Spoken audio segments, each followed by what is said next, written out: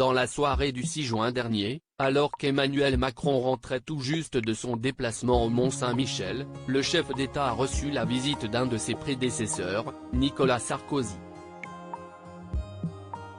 Au sein de l'Élysée, les deux hommes politiques se sont entretenus, au cours d'un rendez-vous discret, sur l'avenir politique du pays.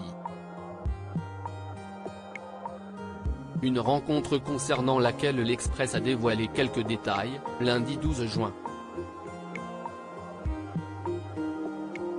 Fort de son expérience en tant que président de la République, Nicolas Sarkozy ne se prive jamais, lors de ses rencontres avec Emmanuel Macron, de lui partager certains de ses conseils. Et lors de son récent passage à l'Élysée, celui qui a soutenu la candidature de l'actuel président aux dernières élections présidentielles lui a notamment glissé, selon nos confrères, les noms de ceux ou celles qui, selon lui, méritent un ministère ou Matignon. Face aux rumeurs qui racontent que le chouchou du président, Julien Denormandie pourrait, potentiellement, arriver à Matignon, ce dernier lui a alors suggéré une autre idée. Quand la France penche à droite, il faut nommer un Premier ministre de droite, lui aurait-il fait savoir, sans détour. Reste à savoir si l'époux de Brigitte Macron va suivre son conseil. Supérieur à Emmanuel Macron, Nicolas Sarkozy, François Hollande. Les présidents en toute décontraction à Brégançon. Nicolas Sarkozy, cet autre conseil donné à Emmanuel Macron fort de son expérience. En tant qu'ancien président de la République, Nicolas Sarkozy partage souvent ses conseils à Emmanuel Macron.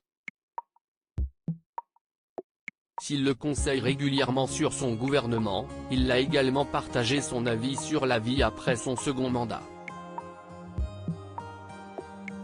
Une recommandation que l'Express avait dévoilée le 16 mars dernier.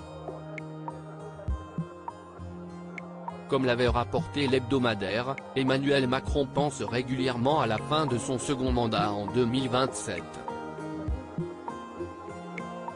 Après avoir entendu l'envie du chef d'État de vouloir retrouver un peu de normalité après son passage à l'Élysée, Nicolas Sarkozy lui aurait alors donné un conseil pour le moins utile. Réfléchis à l'endroit où tu vas habiter, lui aurait-il fait savoir lors d'un déjeuner en février 2022. Une mise en garde qui avait pour but de faire entendre à l'époux de Brigitte Macron de trouver un lieu dans lequel il pourrait se reposer, sans être constamment sollicité. Crédit photo, Dominique Jacovide.